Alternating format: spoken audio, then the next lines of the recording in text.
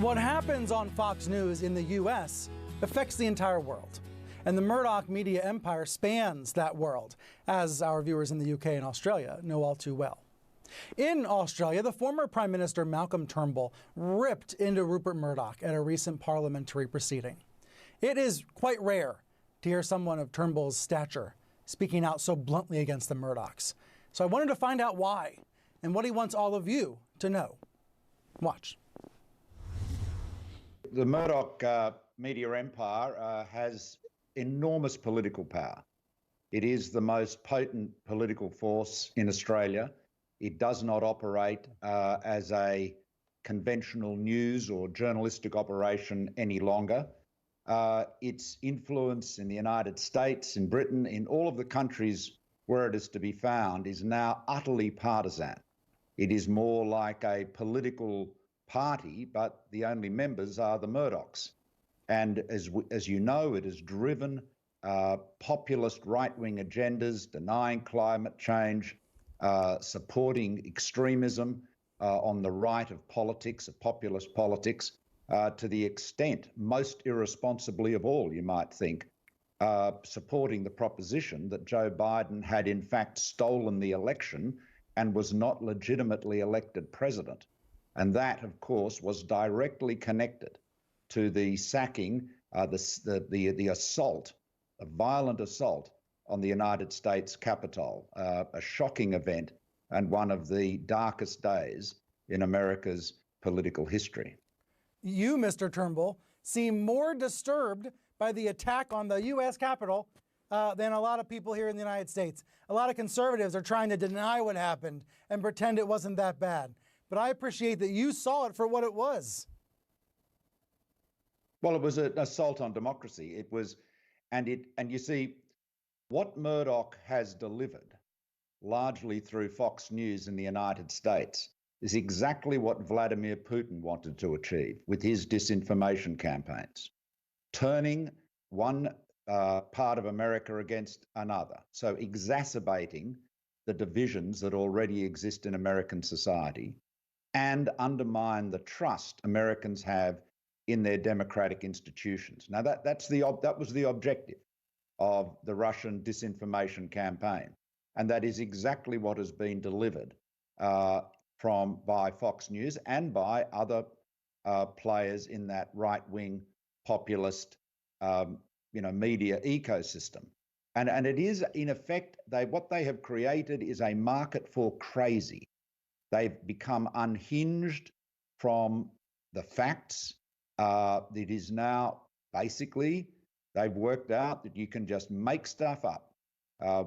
Everyone talks about and complains about social media, but what is being done by curated media, mainstream media, including and in particular Fox News, has done enormous damage to the United States. I mean, the question you have to ask yourself is America a more divided country than it was before, thanks to Murdoch's influence? The answer must be yes.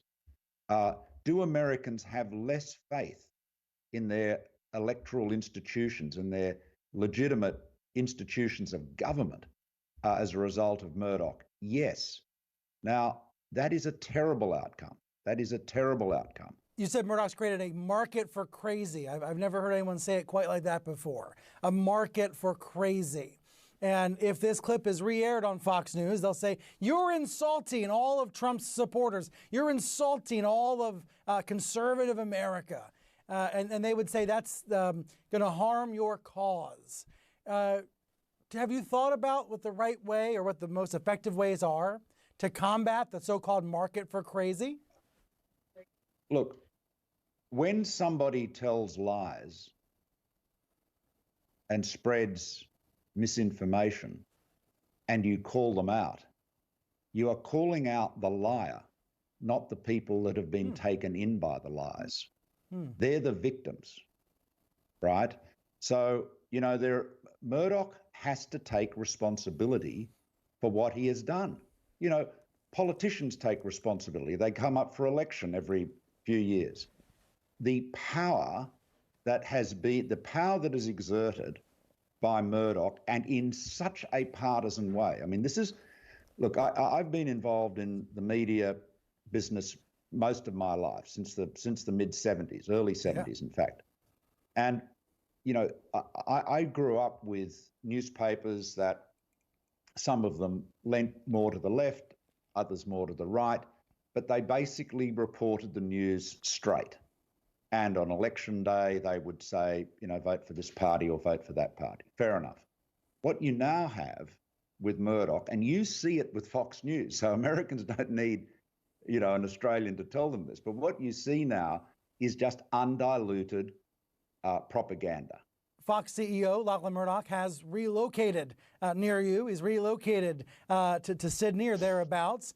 And so I wonder why you think that is and whether the two of you should get together and try to hash this out. Well, look, I've known Lachlan Murdoch for many years, and I've spoken to him and his father about, in fact, I know pretty much all the family. I've spoken to both of them about these issues in the past. Mm-hmm. I would say that Lachlan is more right-wing than his father, more extreme, and I think that the bottom line is they enjoy the power. You know, a lot of people assume that people are attracted to power simply because for the purpose of doing something. That's a very generous assumption.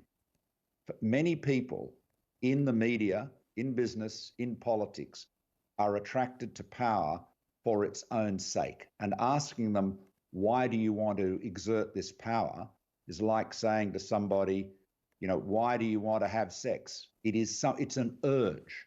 It is so the power, the influence, that is what turns them on. And it's very, very dangerous. I mean, I saw the relationship between Rupert Murdoch and Donald Trump. I have never seen a politician as deferential to Murdoch as Trump was. And, you know, it was clearly a very symbiotic relationship. Murdoch knew very well, I know this, he knew very well what Trump's shortcomings were. He didn't think he was qualified to be president, but once he thought he could make him president and have that influence over him, but to what end, he did so. And so you ended up, again, where did you end? You ended with an assault on the Congress. You ended up with a country where a third, so I recently saw of the public, believe that Biden was not legitimately elected, you know, in defiance of all the facts and all the reality. Now that is the type of outcome that Vladimir Putin could only dream of having achieved.